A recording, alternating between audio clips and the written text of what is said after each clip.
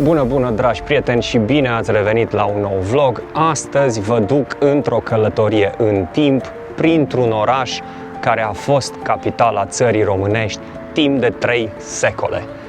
Bine ați venit în Târgoviște! Vom vizita locuri emblematice, vom descoperi legende fascinante și, bineînțeles, vom găsi cele mai bune locuri unde să mâncăm. Hai să începem!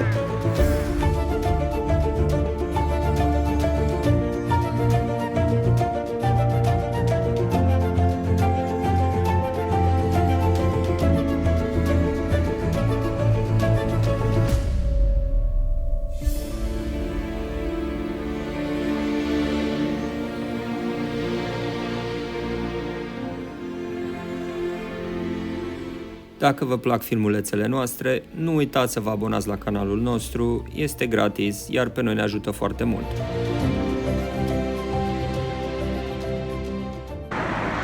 Am găsit o parcare gratis aici aproape de Curtea Domnească, undeva la, 5-6 minute de mers pe jos. Și acum o luăm la picior. Și vroiam să menționez că am rămas așa puțin impresionat de starea trotuarelor, adică sunt toate noi, și drumurile sunt marcate, foarte, foarte bine arată. Îmi place așa la prima impresie. Îmi place orașul. Am văzut încolo în spate și stadionul și, din câte am înțeles, se mai construiește un stadion nou în partea cealaltă spre mall, dacă sunteți familiari cu locația. Și da, până una alta o luăm la picior spre Curtea Domnească. Că tot pomeneam stadionul, e undeva acolo în spate, se vede. Stadionul municipal Eugen Popescu se numește.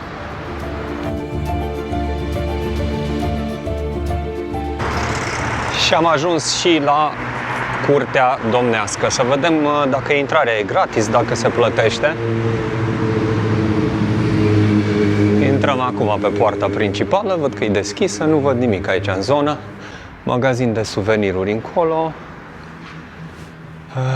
Muzeul tiparului și al cărții românești vechi, undeva în partea din față încolo. Chiar sunt curios dacă plătești ceva sau nu. Momentan am intrat în curte. În față avem turnul. Aici avem Biserica Adormirii Maicii Domnului. Biserică ce datează din anul 1585-84, ceva de genul. Foarte frumoasă biserica. Biserica Mare Domnească, construită în 1584 de Petru Cercel, este un loc de o frumusețe aparte, cu fresce impresionante. O particularitate interesantă este faptul că înfățișează chipurile mai multor domnitori români, fiind considerată o cronică în piatră a epocii medievale.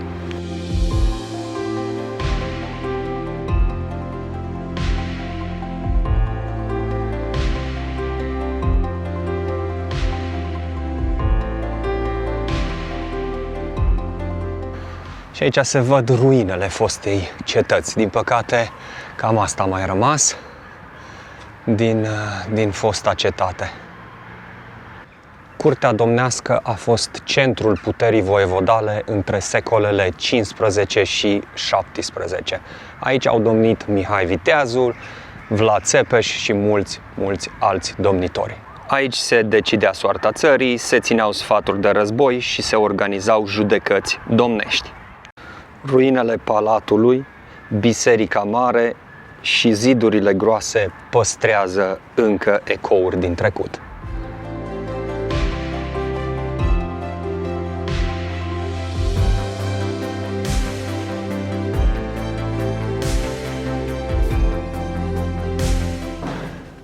Acum o să urcăm un pic și în turn, să ne uităm un pic la fosta curte domnească de la înălțime.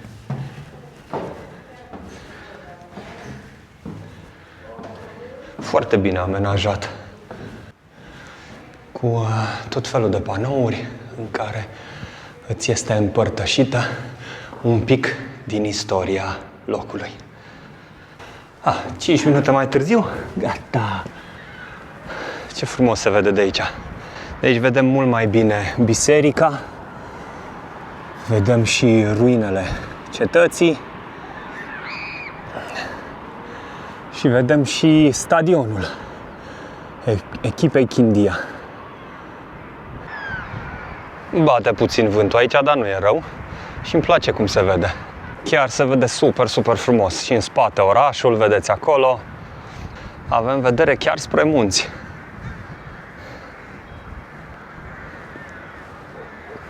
Turnul a fost construit inițial ca turn de pază, iar apoi a devenit simbolul orașului. Se spune că în acest turn Vlad Țepeș își supraveghea execuțiile. Numele de Chindie vine de la petrecerile care se țineau aici după apusul soarelui. Mă uitam aici la regulament de acces și vizitarea obiectivului turistic Turnul Chindiei.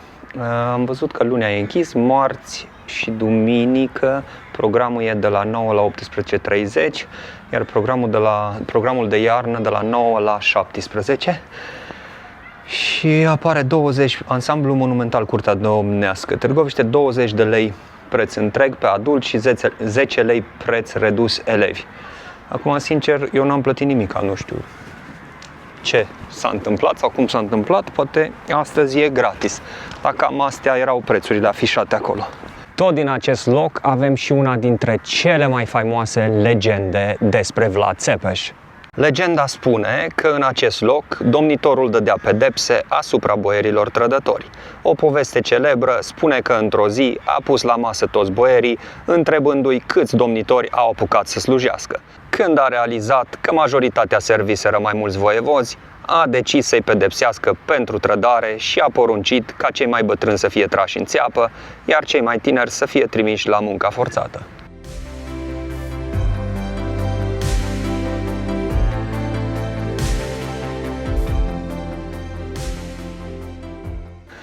Avem scări aici amenajate în jurul ruinelor. Se merge foarte bine, se pot face poze, foarte, foarte frumos. Ce să zicem? Ne place. Mai ales că am intrat și gratis, nu ne putem plânge.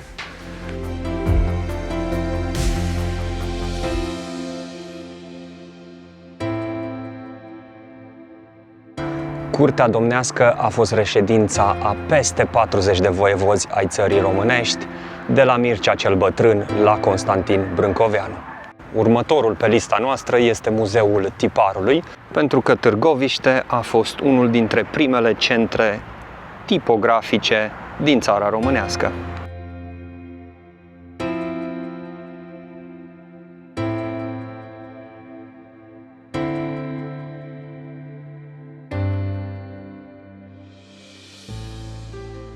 Da, din păcate nu se poate filma înăuntru, dar ce puteți vedea sunt tiparnițe vechi, manuscrise din secolul XIV, XV, XVI, în limba slavonă.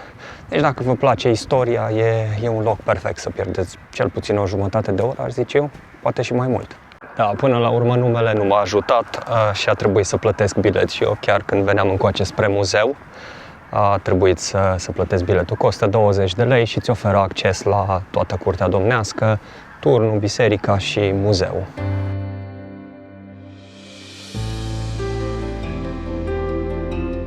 Lângă Curtea Domnească se află și Parcul Chindia, un loc perfect dacă vrei să te plimbi și să te relaxezi. Aici se poate face o plimbare pe malul lacului, unde se pot închiria hidrobiciclete. Tot aici găsim și grădina zoologică Târgoviște, una dintre cele mai vechi din România, unde poți vedea urși, lei și chiar un tigru alb. Pe vremuri, această zonă făcea parte din domeniile Curții Domnești, era practic locul de vânătoare al voievozilor munteni. Acum că e începutul primăverii și încă n-au înverzit copaci, arată puțin așa mai trist, dar vara, când totul e verde aici, arată super, super frumos. Acum nu văd nimic, bănuiesc că nu e sezonul, dar vara se pot închiria hidrobiciclete și puteți să vă plimbați pe lac.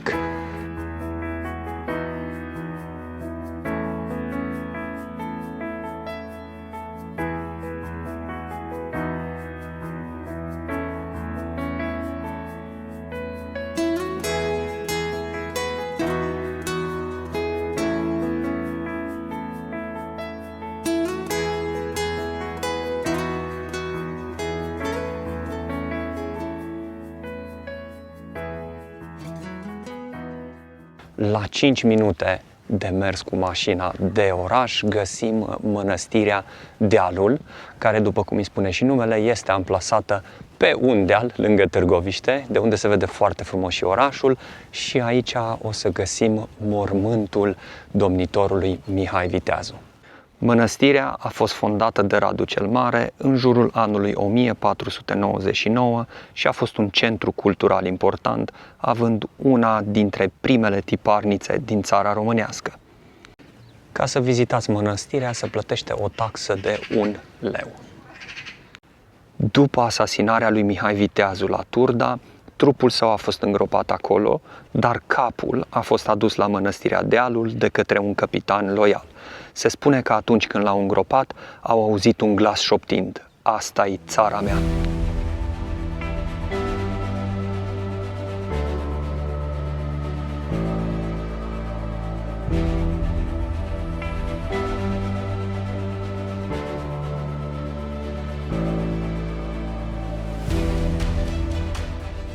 La câțiva pași de mănăstire se află restaurantul Casa Noastră, un loc perfect să te oprești pentru un ceai sau o cafea și să te bucuri de priveliștea orașului.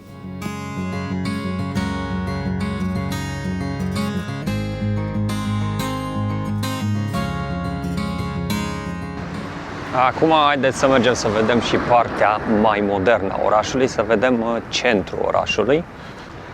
Să mergem în Piața Tricolorului.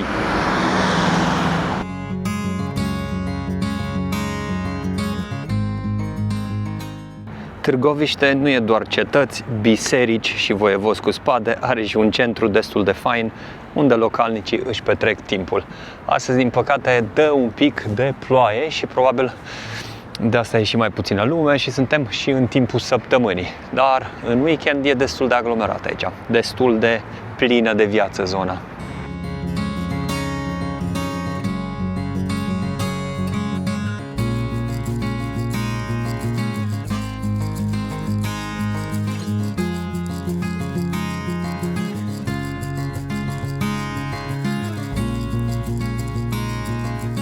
Și nu departe de Piața Revoluției avem și strada pietonală Alexandru Ioan Cuza.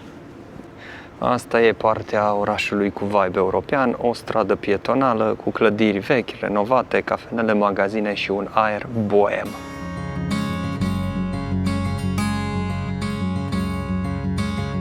Ăsta e fix genul de loc unde îți bei o cafea și te uiți la oameni pe stradă.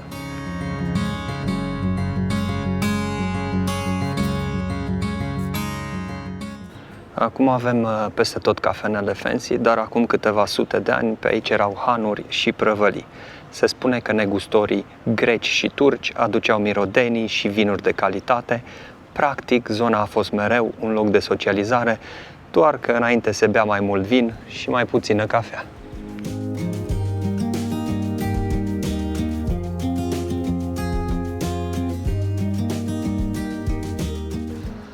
Pietonala se continuă mai departe pe strada Piața Revoluției. Aici nu mai sunt cafenele, nu mai sunt nici terase, doar băncuțe, e mai mult așa de promenadă, să te plimbi și să te relaxezi.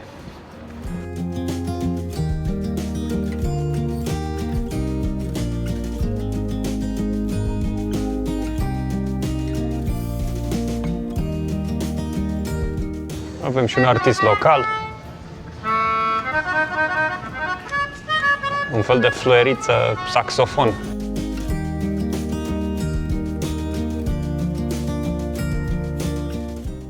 Ne-am oprit și la restaurantul Șef Radu și, sincer, nu mă așteptam să fie atât de bun. Am încercat o ciorbă țărănească care a fost absolut genială, gustoasă, bine asezonată, exact ca acasă. Atmosfera e relaxantă, locul e curat și primitor, iar personalul foarte amabil. Cam aici se încheie aventura mea prin Târgoviște, un oraș super drăguț, cu multă istorie, care merită vizitat, cel puțin mie mi-a plăcut foarte mult.